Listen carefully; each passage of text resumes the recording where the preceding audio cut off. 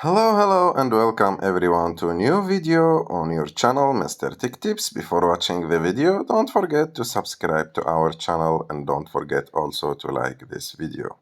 In today's video, I will show you how to translate text instantly with Google Translate's camera. So to do this, you just need to go to Google Translate, open the app of the Google Translate, and after that you just need to choose the language, the source language, and the language that you want Google Translate to translate to.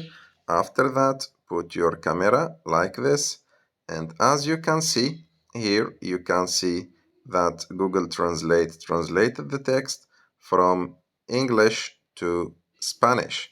So this was our video for today. I hope that you like this video. If you like this video, don't forget to subscribe to our channel.